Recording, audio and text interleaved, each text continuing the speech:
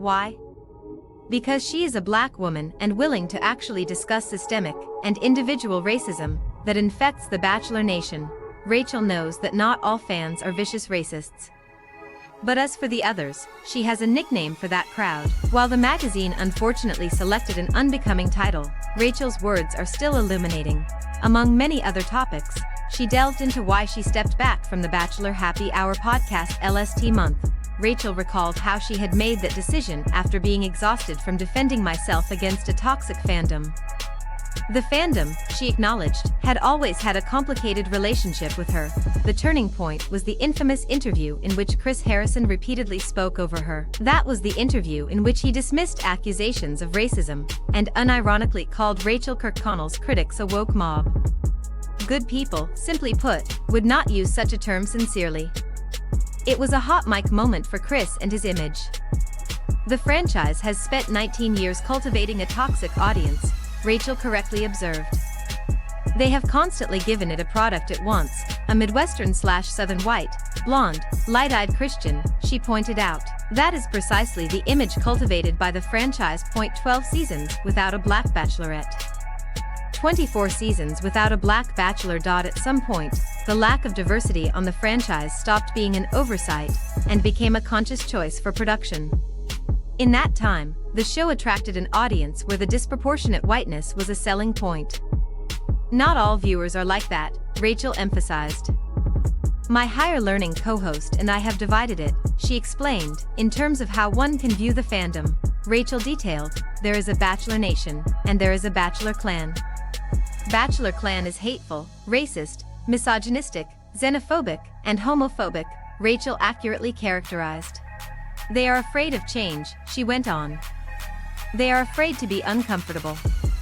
Rachael added, they are afraid when they get called out. Rachael recalled how, despite initial misgivings, she decided to accept the leading lady role. How many people haven't seen a positive representation of a black woman? She reasoned after a heartfelt conversation. She had the chance to be seen as someone who has the chance to be adored by men of all races, backgrounds, professions.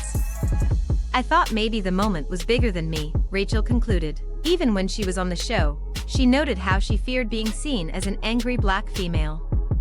That, of course, is a pernicious stereotype often applied to black women. It's a form of misogynoir. However, Rachael was quick to note that there were times when production protected her, embarrassing moments, she noted, like when she was drunk, but producers declined to film her at those low moments. They could have taken those clips and depicted me as a wild Jezebel, Rachael acknowledged. Nick said he did not want to sleep with any women because he had been so sexualized on Bachelor in Paradise, Rachael shared. We didn't get there anyway. I blacked out, she disclosed. Nick gave me Tylenol and carried me up the stairs.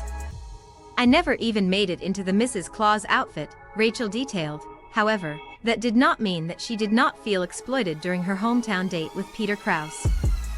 Peter was always a fan favorite on her season, a hottie who seemed like the total package.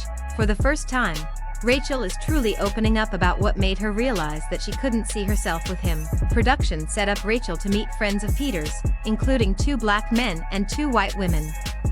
They separated us. Peter got to talk to his homeboys, and I was with the women, she shared. These were women who talked about having mixed babies, and what it was like to be an interracial couple. I couldn't believe it, Rachael recalled. I'm black. I have interracial couples in my family. She noted, I'm old enough to understand what I'm entering into, and the difficulties that come with it. I felt exploited.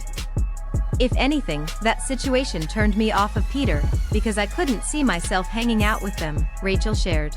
They were nice, but it was so contrived, Rachael explained. The producers really thought, how great. All these mixed couples can come together, she noted. Rachael understood, they were only looking at the optics of the situation. Unfortunately, Rachael's op-ed was given the headline of Oops, I blew up The Bachelor. Rachael took to Instagram to share that these were not my words, nor are they a reflection of how I feel. Despite her disappointment, Rachael wrote, my truth and my thoughts are told on the inside of the magazine, which I am very proud of and hope you all read.